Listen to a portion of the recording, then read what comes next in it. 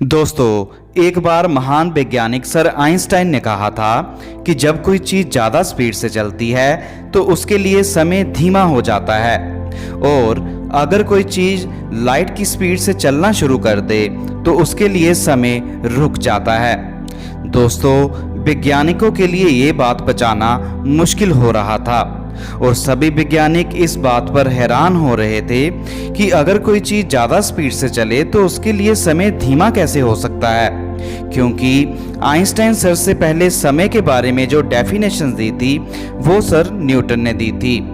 Sir Newton ने कहा था कि समय पर स्पीड का कोई प्रभाव नहीं पड़ता, समय सभी के लिए एक जैसा चलता है, चाहे कोई चीज़ कम स्पीड पर चले या ज़्यादा स्पीड पर।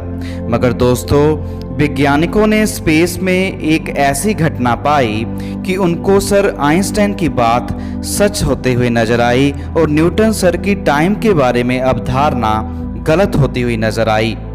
तो आइए दोस्तों, जानते हैं वो कौन सी घटना थी जिसने सर आइंस्टाइन की कही हुई बात को सच साबित किया। दोस्तों, हमारे अर्थ की सरफेस से लगभग 10 किलोमीटर ऊपर कॉस्मिक रेस के टकराने से एक पार्टिकल पैदा होता है। उस पार्टिकल को कहते हैं म्यू मेजॉन, और इस म्यू मेजॉन की एवरेज लाइफ 2 × 10⁻⁻⁶ सेकंड होती है।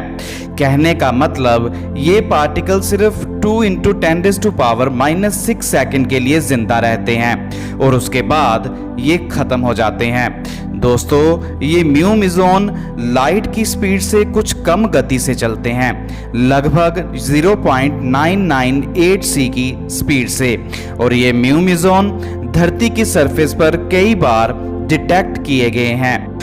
और दोस्तों, अगर हम पता करना चाहें कि ये म्यू मेजॉन पैदा होने से लेकर ख़त्म होने तक कितना डिस्टेंस ट्रैवल कर सकते हैं, तो वो हम इस दिए गए फार्मूले से पता कर सकते हैं। और इस फार्मूले में स्पीड और टाइम को भरकर जब हम वो डिस्टेंस कैलकुलेट करते हैं तो वो 600 मीटर आता है। इसका मतलब जो म्यू मेजॉन है वो पैदा होने से लेकर ख़त्म होने तक 600 मीटर तय कर सकते हैं। और दोस्तों, इस कैलकुलेशन से ये भी पता चलता है कि जो म्यू मेजॉन धरती की सतह से 10 किलोमीटर ऊपर पैदा हुए थे वे धरती की सतह पर पहुंचने से बहुत पहले ही खत्म हो जाने चाहिए और इनको सिर्फ 600 मीटर की दूरी ही तय करनी चाहिए।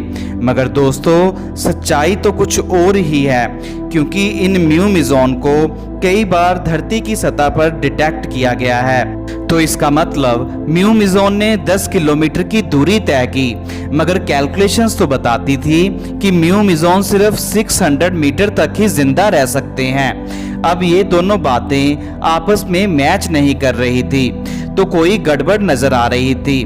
तो दोस्तों, वैज्ञानिकों को गड़बड़ ये नजर आई कि वो म्यू मेजॉन की दूरी को पता करने के लिए जो फार्मूले का इस्तेमाल कर रहे हैं वो सर न्यूटन द्वारा दी गई क्लासिकल थ्योरी के आधार पर कर रहे हैं। मगर दोस्तों, जब वैज्ञानिकों ने सर आइंस्टाइन के फार्मूलाज को यूज किया जो कि कहते हैं कि जब कोई चीज बहुत ज्यादा स्पीड से चलती है तो उसके लिए समय धीमा हो जाता है, तो इसके आधार पर म्यू मेजॉन का एवरेज लाइफ टाइम 31.64 × 10⁻⁻⁶ सेकंड आया।